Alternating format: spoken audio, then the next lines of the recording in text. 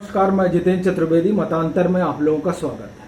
आज हम लोग अनिल देशमुख का जो मामला है उसके जरिए एक सवाल पर हम लोग आज बात करेंगे। वो सवाल यह है कि क्या कांग्रेस जो इन्वेस्टिगेटिव एजेंसियां हैं, खासकर सीबीआई और ईडी, उनकी विश्वसनीयता, उनकी साख पर बट्टा लगाना चाहती है? अगर ऐसा है तो सवाल यह है कि क्यों लगाना चाहती है। हम पहले बात करेंगे कि क्या ऐसा है। देखिए, आपने कल देखा होगा कि किस तरह से सचिन सावंत ने एक क्लोजर रिपोर्ट या आप कहिए रिपोर्ट निकाली, बताई 65 पेज की रिपोर्ट है और उस रिपोर्ट में इस बात की चर्चा है कि देखिए साहब, अनिल देशमुख को लेकर कोई मामला नहीं बन रहा है, लेकिन फिर भी जो है, मतलब वो कहने का मतलब ये कि एक रिपोर्ट दिखाते हैं और उस रिपोर्ट के जरिए वो कहते हैं सीबीआई की इंटरनल रिपोर्ट है। उस रिपोर्ट के जरिए वो ये बताने की कोशिश करते हैं कि अनिल देशमुख के ऊपर जो प्रारंभिक जांच पड़ताल हुई उसमें कोई मामला नहीं बना, लेकिन इसके बाद भी सीबीआई ने एफआईआर दर्ज किया।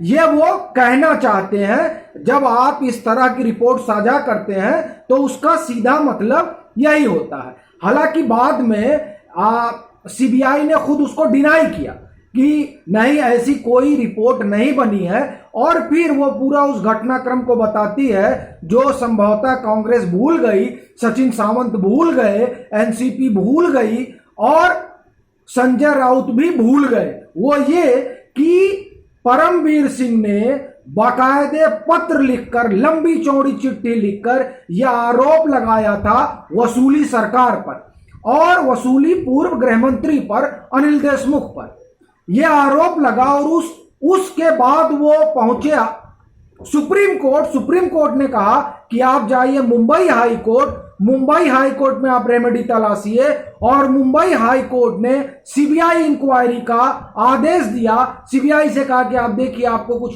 मिलता है तो ठीक है, तो करिए आगे।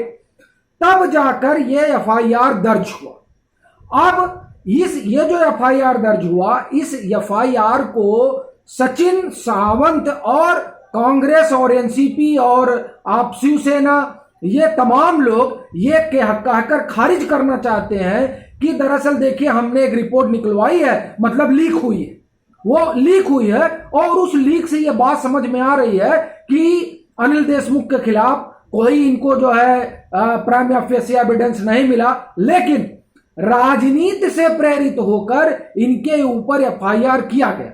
ये संदेश वो देना चाहते हैं। अब आप देखिए, सीबीआई की ही इंक्वायरी पर ईडी इंक्वायरी कर रही है अनिल देशमुख की, तो मतलब सीबीआई पर भी आपने सवाल उठाया और ईडी पर भी सवाल उठाया, और सवाल इस तरीके से उठाया कि दरअसल सीबीआई को तो कुछ मिला नहीं, लेकिन जो एफआईआर दर्ज हुआ है वो अमित शाह और नरेंद्र मोदी के कहने पर हुआ है। इस तरह का एक मैसेज देने की कोशिश हो रही है। इस मैसेज का मतलब समझिए।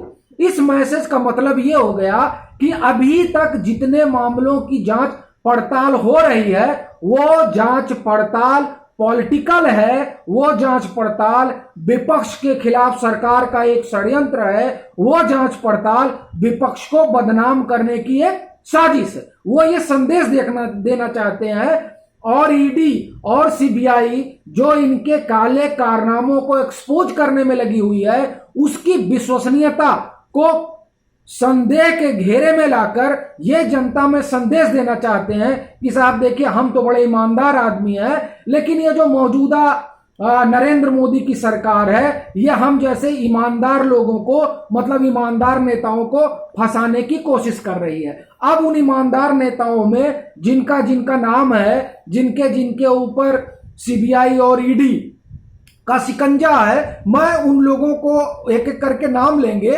और फिर आप ये समझेंगे कि दरअसल क्यों इस तरह की चाल कांग्रेस की तरफ से चल रही है, और उस चाल में सब सुर मिला रहे हैं। तो हम पहले कांग्रेस के ही की बात करते हैं, जो या तो ईडीआई के फेरे में है, ईडी के, और या सीबीआई के फेरे में है। पहला, जैसा कि आपने देखा होगा, पी चिदम्बरम दोनों के फेरे में फंसे हुए हैं, सीबीआई के भी फेरे में और ईडी के भी फेरे में।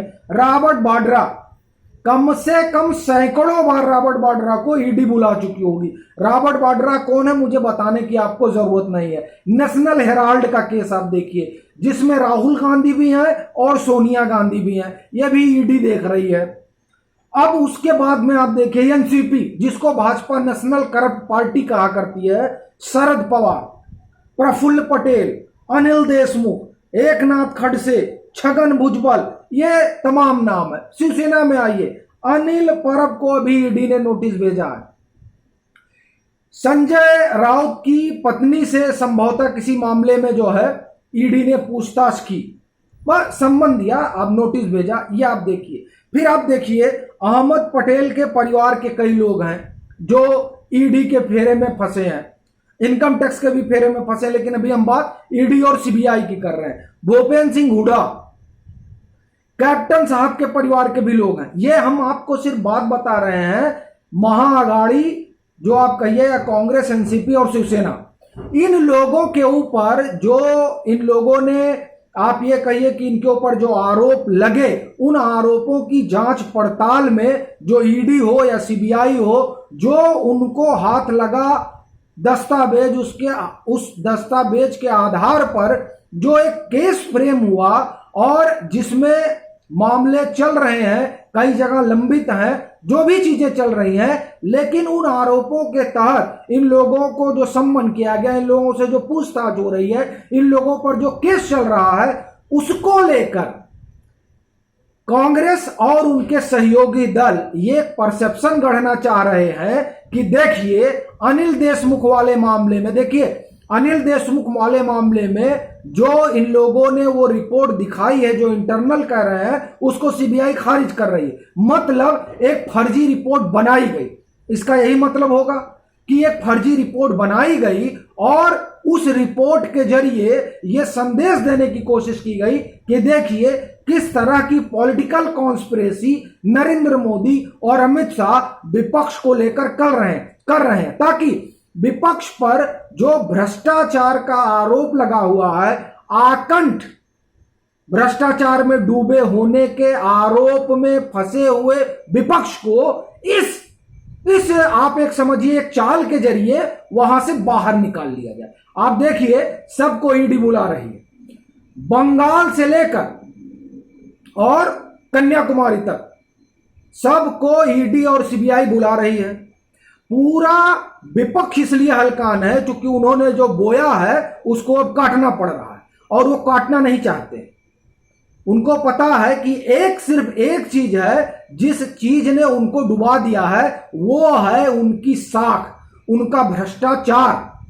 उनकी साख को भ्रष्टाचार ने खत्म कर दिया है, भाई भतीजवाद ने खत्म कर दिया है, परिवारवाद ने खत्म कर दिया है। ये जो चीजें खत्म हुई हैं और उन चीजों पर जो एक बड़ी मुहर लगी है कि भाई जो भी हो ये सब अपने भाई भतीजे के लिए ही देखते रहते हैं, बेटा बेटी के लिए ही देखते रहते हैं, उन्हीं के लिए पैसा बना रहे हैं, उन्हीं के लिए जनता को लूट खसोट रहे हैं। वो चाहे एयर इंडिया का कोलैप्स करना हो यूपीए के टाइम में, या कोलगेट का बिक जाना हो, या ये CWG हो, या अगस्ता की जांच भी ईडी कर रहा है, या पिलाटस का मामला हो, या आप ले लीजिए जो महाराष्ट्र में इरिगेशन स्कैम हुआ था वो हो, सहकारिता में जो घोटाला हुआ है वो, मतलब एक लंबी फहरिस्त है जिसमें जनता के पैसे को लूट खसोट कर तमाम राजनेताओं को अपनी जेबें भरने, अपने परिवार की जेबें भरने का आरोप है। और उन आरोपों की जांच पड़ताल सीबीआई और ईडी कर रही है। इस जांच पड़ताल से जो कभी बंद कमरे में और बंद लिफाफे में हुआ करती थी, उसको नरेंद्र मोदी और अमित शाह की सरकार ने ओपन कर दिया, लाकर बाहर दिखा दिया कि ये आपके नेता हैं और इन पे ऊपर इस तरह के आरोप लगे।